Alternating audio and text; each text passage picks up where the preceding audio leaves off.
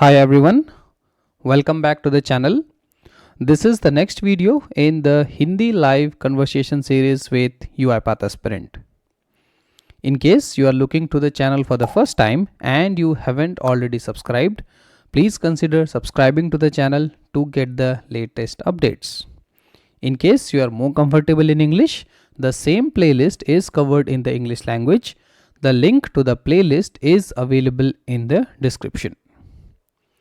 Hindi live conversation series में मैं बात कर रहा हूँ यूआईपाथ के कुछ एस्पिरेंट से जो समझना चाह रहे थे यूआईपाथ एज अ टेक्नोलॉजी को हिंदी भाषा में। इससे पहले इस सीरीज़ में हम ये सारे वीडियोस ऑलरेडी कवर कर चुके हैं। अगर आप एक बिगिनर हो और आप यूआईपाथ को हिंदी में समझना चाहते हो तो आप इस प्लेलिस्ट को रेफ़र कर सकते हो। लिंक आपको डिस्क्रिप्शन में मिल जाएगा। और ऐसे ही किसी कन्वर्सेशन हिंदी या फिर इंग्लिश भाषा में मेरे साथ करने के लिए आपको सिर्फ मुझे एक ईमेल करना है। मेरा ईमेल आईडी डिस्क्रिप्शन में अवेलेबल है। इसी सीरीज़ में आज का जो हमारा टॉपिक है वो है व्हाट इज़ ऑर्केस्ट्रेटर। ऑर्केस्ट्रेटर क्या है, इसकी ज़रूरत क्यों है, ये क्यों इम्पॉर्टेंट है और एज अ बिगिनर मुझे किन किन चीज़ों का पता होना चाहिए ऑर्केस्ट्रेटर में। ऑर्केस्ट्रेटर सीरीज़ का ये पहला वीडियो है जहाँ पे कि आज हम बस देखने वाले हैं ओवरव्यू ऑफ ऑर्केस्ट्रेटर। अगर आप वीडियो एंड तक देखते हो तो वीडियो के एंड में आपको एक असाइनमेंट मिलेगा। मैं चाहूँगा कि आप उस असाइनमेंट को पूरा करें, उससे आपको टॉपिक समझने में आसानी होगी। और वैलिडेशन के लिए आप उस असाइनमेंट को मुझे ईमेल कर सकते हैं। तो शुरू करते हैं आज का टॉपिक जो कि है overview of orchestrator. Okay so आज का जो हमारा टॉपिक होने वाला है, आज हम देखने वाले हैं कि ऑर्केस्ट्रेटर क्या है, मुझे ऑर्केस्ट्रेटर की क्यों जरूरत पड़ती है, ठीक है, और मैं क्या क्या चीजें जो है हम ऑर्केस्ट्रेटर में कर सकते हैं।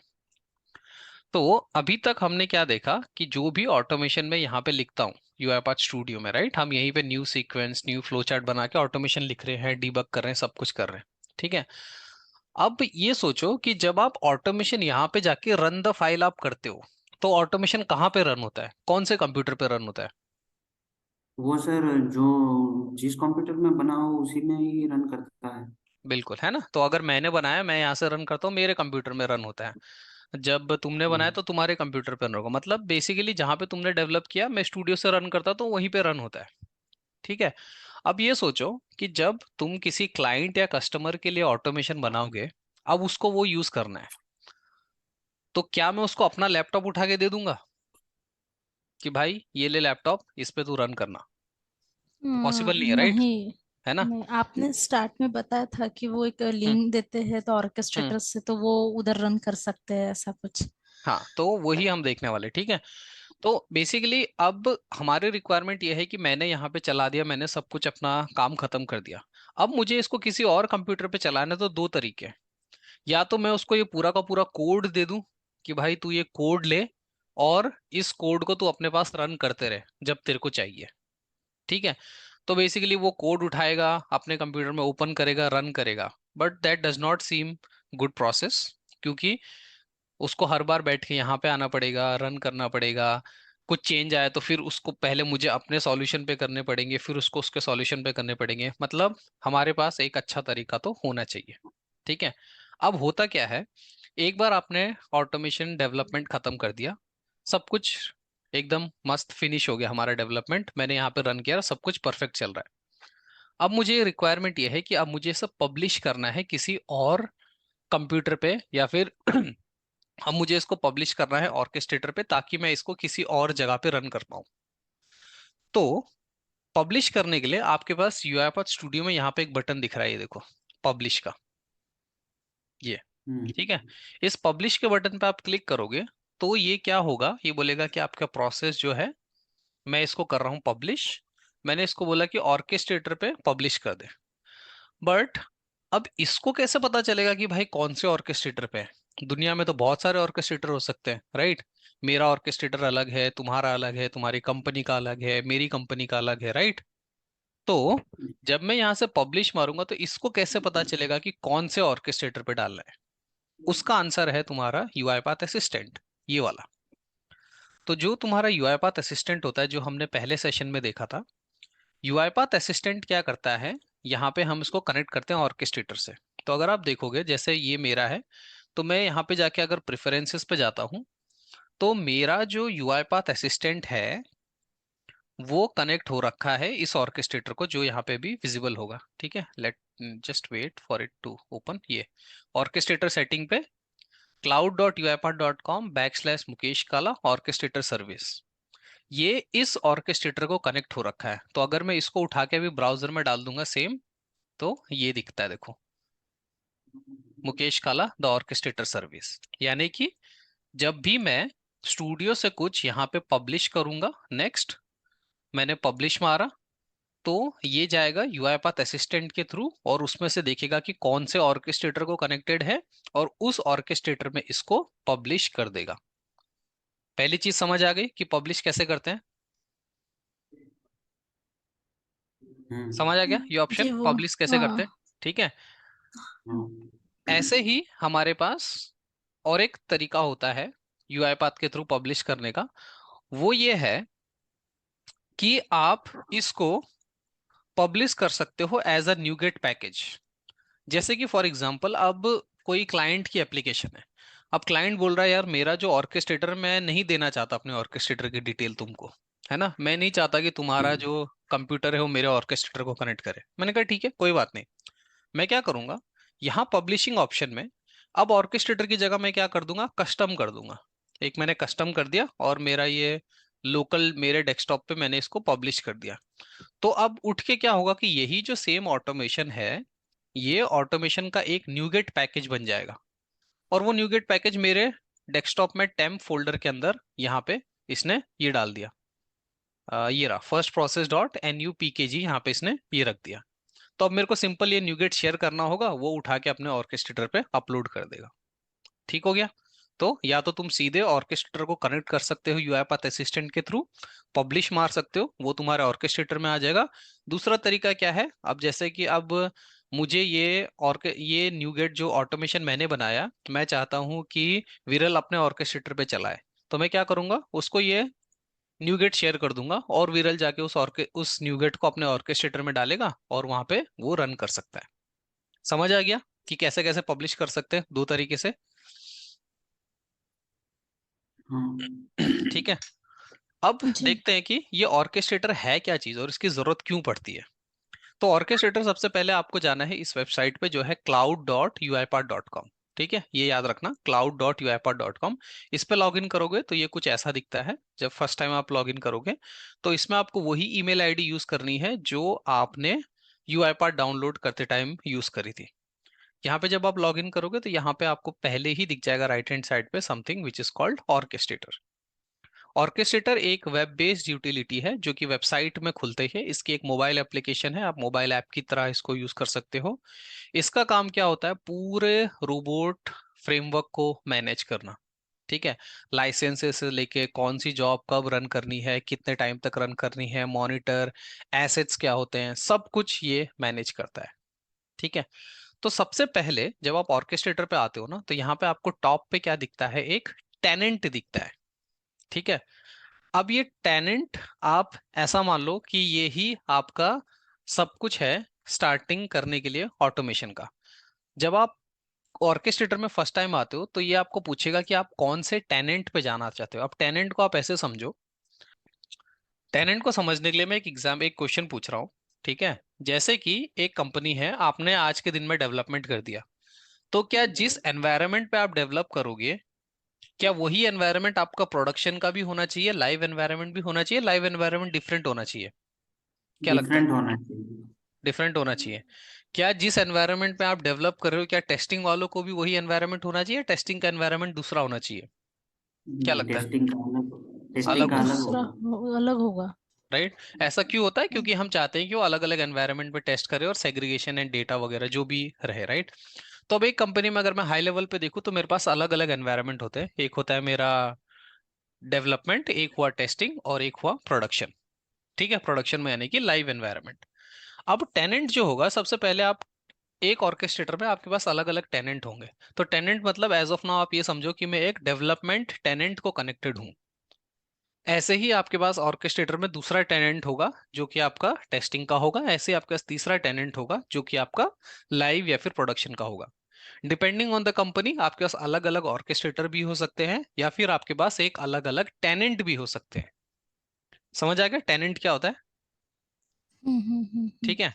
हाँ टेनेंट के बाद जो दूसरा ऑप्शन है ऑर्केस्ट्रेटर में, ये जो आप देख रहे हो ये है अपना मॉडर्न फोल्डर्स में। इसमें एक कंसेप्ट आता है फोल्डर्स का। ठीक है। अब मुझे ये बताओ, आपके कंप्यूटर में आप फोल्डर क्यों बनाते हो? आप बनाते हो ना C:\D:\E:\, डी जी के अंदर डेटा, फोल्डर क्यों बनाते हैं हम लोग? डेटा सेग्रीगेट करके रखने के लिए। ठीक है, डेटा सेग्रीगेट करने के लिए, क्योंकि मैं नहीं चाहता कि भाई मेरा एक डेटा दूसरे में रहे।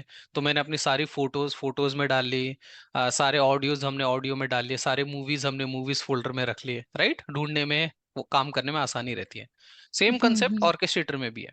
ऑर्केस्ट्रेटर में एक टेनेंट या फिर एक कंपनी में आपके पास अलग अलग डिपार्टमेंट हो सकते हैं। HR एक डिपार्टमेंट है, फाइनेंस एक डिपार्टमेंट है, लीगल एक अलग डिपार्टमेंट है। तो आपने क्या बोल दिया, अपने अलग अलग फोल्डर बना दिए यहाँ पे।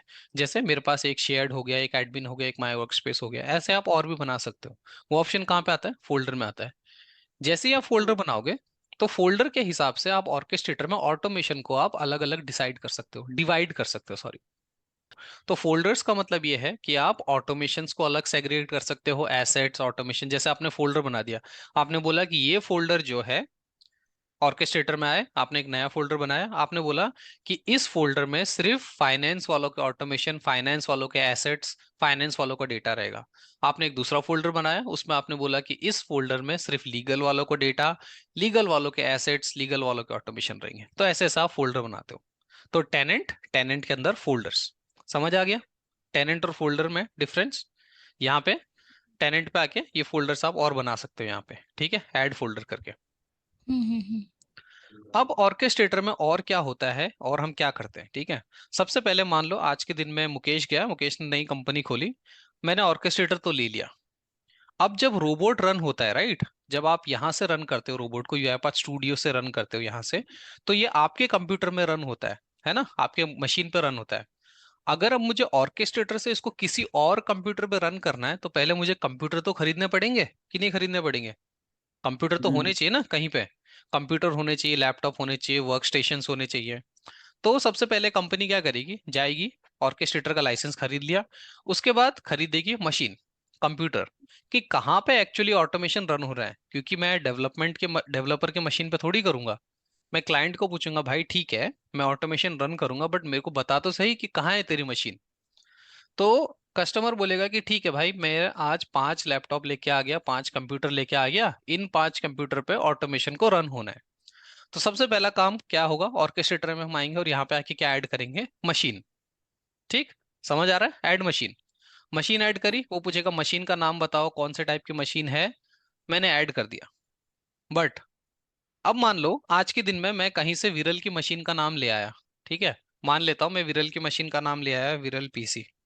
ठीक है, मैंने यहाँ से इसको अपने ऑर्केस्ट्रेटर पे इसको जाके मैंने यहाँ पे प्रोविजन कर दिया।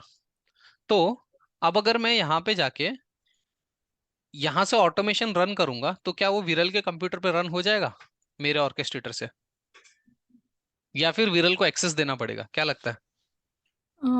विरल को उसके साइड से एक्सेस देना पड़ेगा, है ना, अलाउ क्योंकि करना पड़ेगा। अलाउ करना पड़ेगा। ऐसे तो मैं किसी के भी कंप्यूटर पे रन कर दूंगा।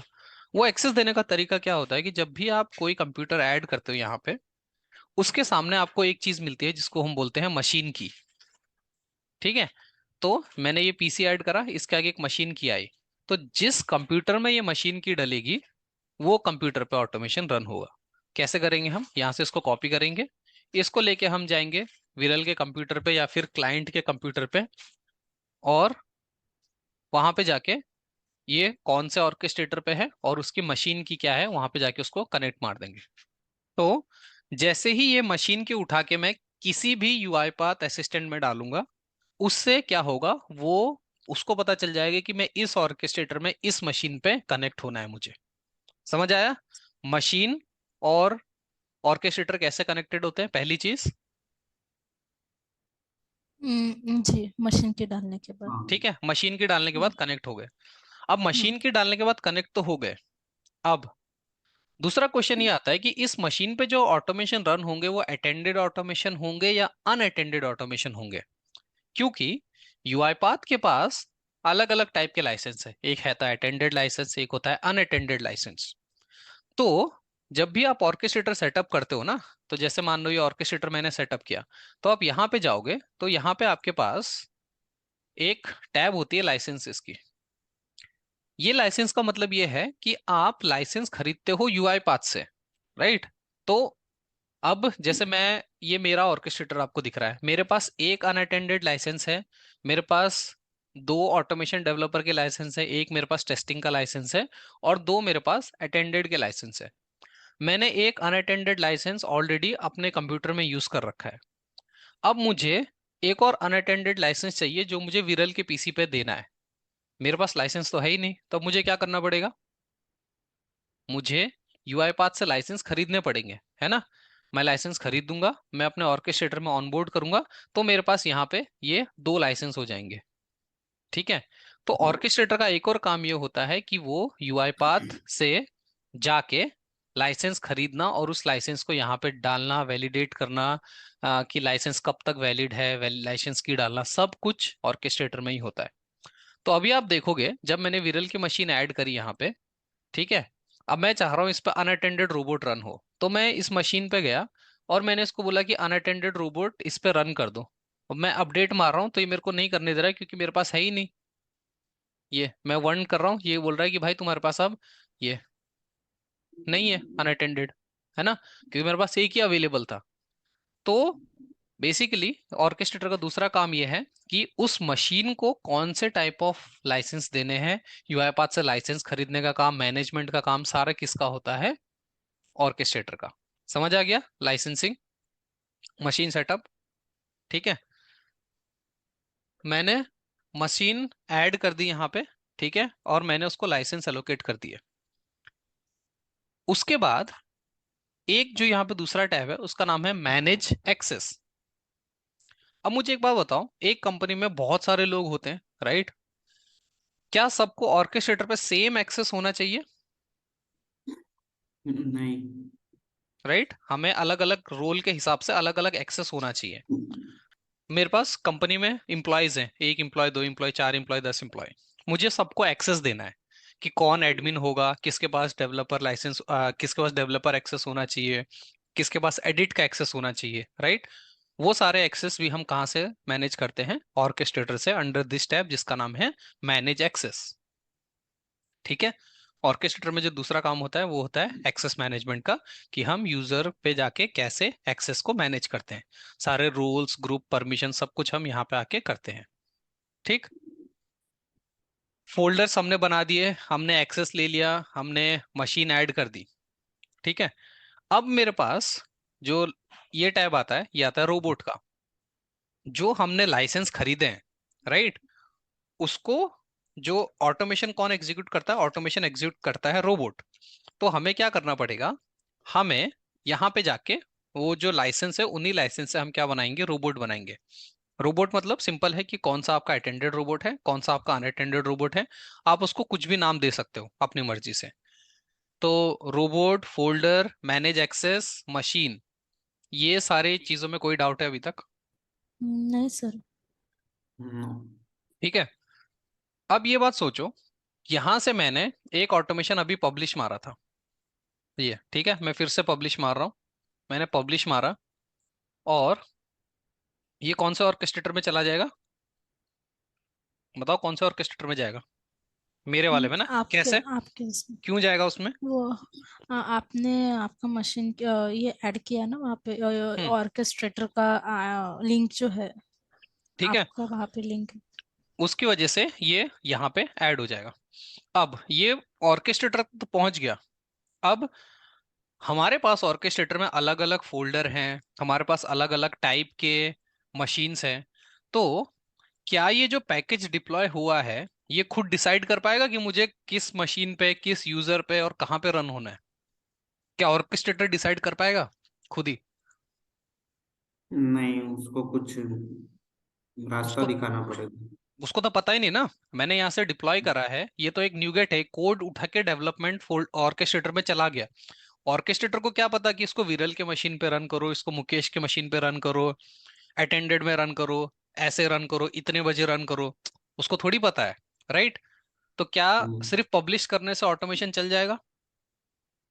नहीं, बात भी देना पड़ेगा ना। सेटअप तो करना पड़ेगा, राइट? तो क्या होता है, सही। जब भी आप वहां से कुछ भी पब्लिश मारते हो तो वो उठ के सीधे कहाँ आ जाता है, देखो, पैकेजेस में। ठीक है, वहां से आपने कुछ भी पब्लिश मारा, वो उठ के कहाँ आ जाएगा, पैकेजेस में। अभी मैं इसको अगर डेट से शॉर्ट करता हूँ, ठीक है, अच्छा, अपने प्रोसेस का नाम क्या है वही देख लेते हैं, फर्स्ट प्रोसेस, राइट? तो अगर मैं यहाँ पे देखता हूँ, ये देखो फर्स्ट प्रोसेस है, 18 मिनट पहले हमने डिप्लॉय किया था, ठीक है? तो ये यहाँ पे आके पड़ा हुआ है, इसको खुद अभी नहीं पता कि मैं कहाँ पे रन हूंगा, तो ये सिर्फ ऑर्केस्ट्रेटर ने अपने पास रख लिया है कि हाँ मेरे पास कुछ तो डिप्लॉय होके आया है, बट इसको थोड़ी पता है कि कहाँ रन होना है।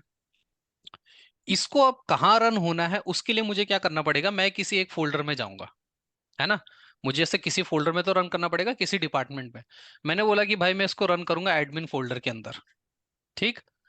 अभी जो आपका ऑर्केस्ट्रेटर है, जब भी आप वहां से पब्लिश करते हो तो वो भेजता है न्यूगेट पैकेज। इसके लिए वो किस में आता है, पैकेज में।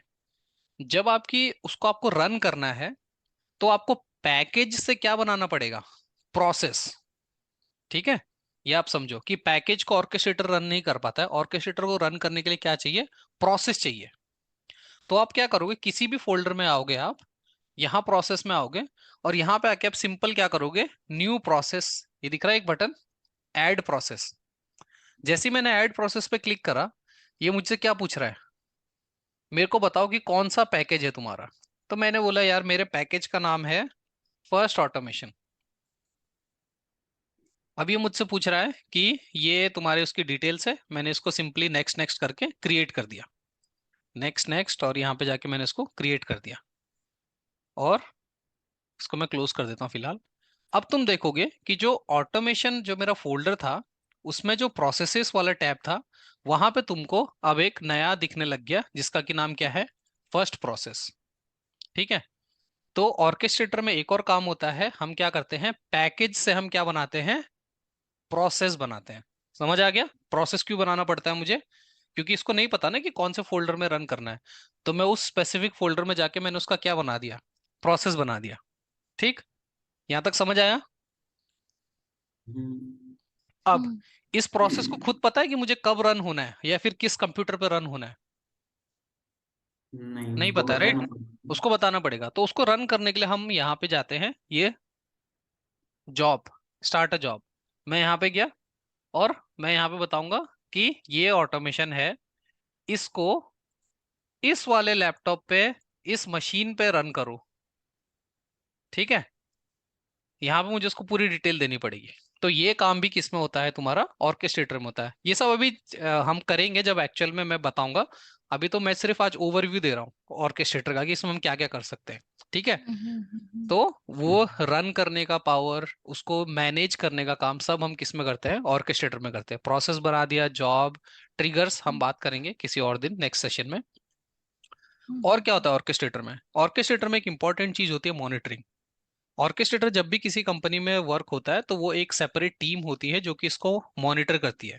अब आज तो मेरे पास एक ही कंप्यूटर है, जो रियल टाइम ऑटोमेशन जो कंपनी में होता है वहां पे हमारे पास बहुत सारे मशीन्स होते हैं, 20 computer, 30 computer, 40 computer, 100 automation run हो रहे हैं। तो अब कोई बैठ के थोड़ी एक एक कंप्यूटर में लॉग इन करके देखता है, राइट? वो सिंपल मॉनिटरिंग में आएगा। मॉनिटरिंग इजी है, जैसे नाम से समझ रहा, मॉनिटरिंग। मशीन्स को देख लो कि कौन कौन सी मशीन कनेक्टेड है, अवेलेबल है, नहीं अवेलेबल है। प्रोसेसेस में मेरे को देखना है कि कौन से प्रोसेस रन हो गए सक्सेसफुली है, कितने में एरर आ गई। सो जैसे जो नॉर्मल हमारी मॉनिटरिंग होती है, वो भी हम किस में करते हैं, ऑर्केस्ट्रेटर में करते हैं। ठीक हो गया? तो हम क्विक रिकैप, हमने ऑर्केस्ट्रेटर में क्या क्या देखा आज। हम ऑर्केस्ट्रेटर में आते हैं, हम लाइसेंस खरीद सकते हैं, on board, of board, machine को ऐड करते हैं, न्यूगेट पैकेजेस से हम प्रोसेस बनाते हैं, हम यूजर को मैनेज करते हैं, ऑटोमेशंस को मैनेज करते हैं। जो कंप्लीट ऑटोमेशन करने के लिए मुझे जो जो चीजें चाहिए वो सब किस में होती हैं, ऑर्केस्ट्रेटर में होती है। ठीक है, तो अब एक क्वेश्चन, क्या लगता है ऑर्केस्ट्रेटर इंपॉर्टेंट है कि नहीं है? बहुत इम्पोर्टेंट है सर, अगर हमें किसी क्लाइंट हम्म के डेस्कटॉप पे अगर कुछ काम करना है हम्म तो ये बहुत इम्पोर्टेंट है। ठीक है। अब आज तो मैंने सिर्फ एक ओवरव्यू दिया ऑर्केस्ट्रेटर का। नेक्स्ट सेशन में हम क्या करेंगे, हम एक ऑटोमेशन को उठाएंगे और उसको हम रन करेंगे ऑर्केस्ट्रेटर से और देखेंगे कि कैसे कैसे आगे का काम चलता है। ठीक है। जी आज जी। का सेशन मैं यहीं पे स्टॉप कर रहा हूँ। असाइनमेंट आपके लिए यह है कि आपको मुझे एक क्वेश्चन का आंसर देना है कि what is orchestrator and it's capabilities. ठीक है। Okay sir. आपको मुझे ये ईमेल करना है। अपने आप गूगल सर्च करो, कहीं से पढ़ो, इंटरनेट से पढ़ो। आपको मुझे ये बताना है कि what is orchestrator and it's capabilities, कि वो क्या है और वो क्या क्या कर सकता है। हो जाएगा ये असाइनमेंट। ओके सो आज का वीडियो अब मैं यहीं पे रैप करूँगा। आई होप अब आपको समझ आ गया होगा कि ऑर्केस्ट्रेटर क्या है और ये क्यों ज़रूरी है। अगर आपके कोई भी और क्वेश्चंस या फिर डाउट्स हैं तो आप मुझे कमेंट बॉक्स पे या फिर आप मुझे ईमेल करके भी पूछ सकते हैं। तो मिलते हैं अगले वीडियो में on the orchestrator series. So thank you for watching. अगर आपको वीडियो अच्छा लगा हो तो please like this video, subscribe to the channel and happy automation.